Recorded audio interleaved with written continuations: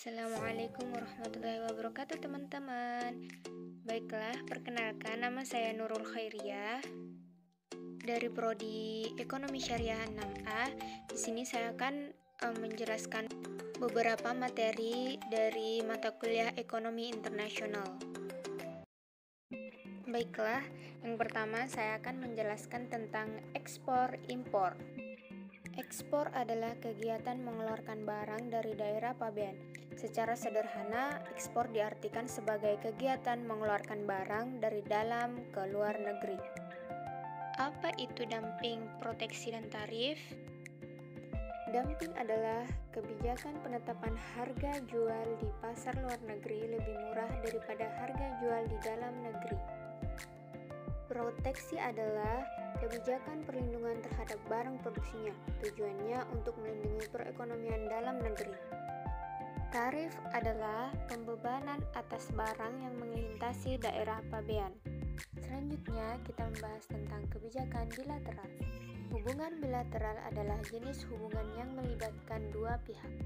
Biasanya digunakan untuk menyebut hubungan yang melibatkan hanya dua negara, khususnya suatu hubungan politik, budaya, dan ekonomi di antara dua negara.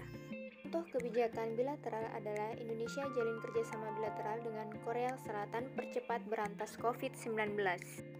Dengan bahan mentah dari pembuatan APBD dan test kit akan diimpor dari Korsel, sementara pembuatan dan penjahitan akan dilakukan di Indonesia.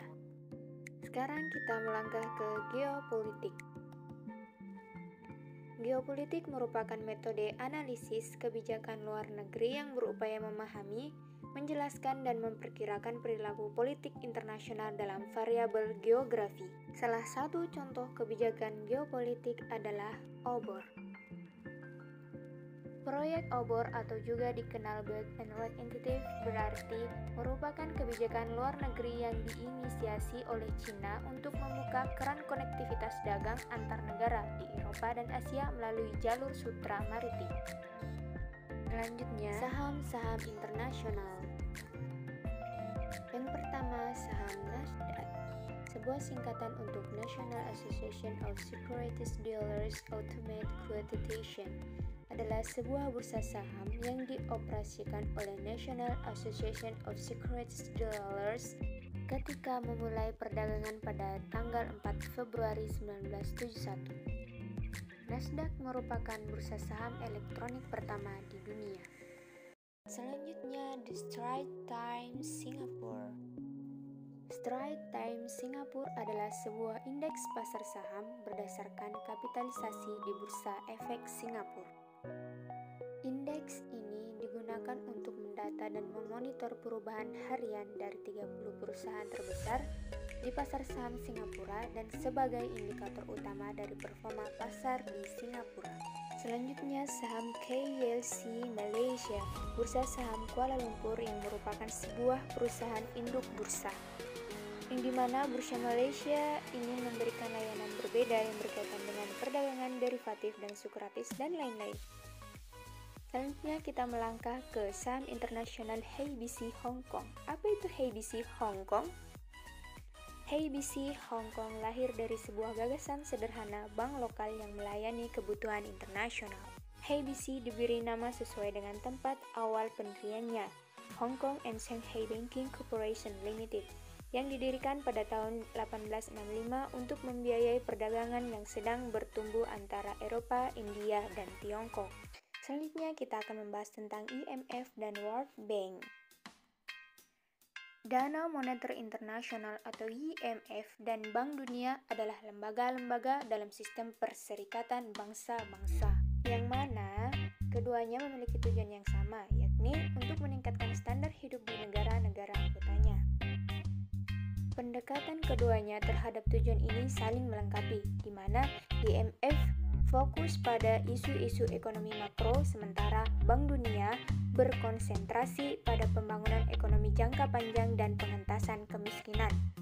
Baiklah, selanjutnya kita akan membahas tentang ASEAN. ASEAN merupakan sebuah organisasi geopolitik dan ekonomi dari negara-negara di kawasan Asia Tenggara yang didirikan di Bangkok 8 Agustus 1967 melalui Deklarasi Bangkok. oleh Indonesia, Malaysia, Filipina, Singapura, dan Thailand. Baiklah, selanjutnya kita akan membahas tentang APEC. APEC, Asian Pacific Economic Cooperation, merupakan organisasi kerjasama ekonomi regional di kawasan Asia Pasifik. Organisasi APEC berdiri pada bulan November 1989 di Canberra dan Australia, diprakarsai Perdana Menteri Australia Bob Hawke.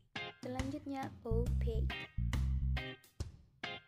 OPEC, Organization of the Petroleum Exporting Countries, adalah organisasi tempat berkumpulnya negara-negara pengekspor minyak. OPEC didirikan pada tanggal 14 September 1960 oleh 5 negara anggota: Iran, Irak, Kuwait, Arab Saudi, dan Venezuela.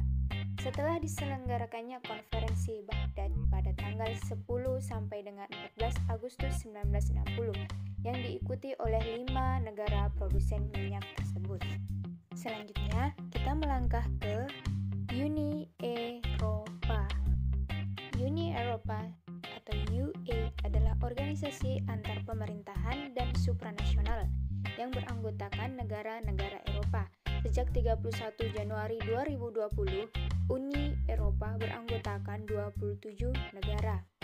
Persatuan ini didirikan atas nama tersebut di bawah Perjanjian Uni Eropa yang lebih dikenal dengan Perjanjian Maastricht pada 1992.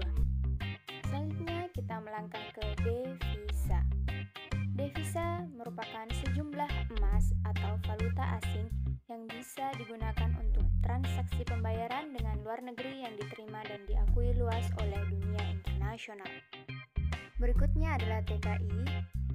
TKI sebutan dari warga negara yang bekerja di luar negeri seperti Malaysia, Timur Tengah, dan lain-lain dalam hubungan kerja untuk jangka waktu tertentu. Baiklah teman-teman, itulah tadi penjelasan dari saya dari beberapa sub-sub tema yang ada pada pelajaran ekonomi internasional. Dan silahkan menonton, jangan lupa like,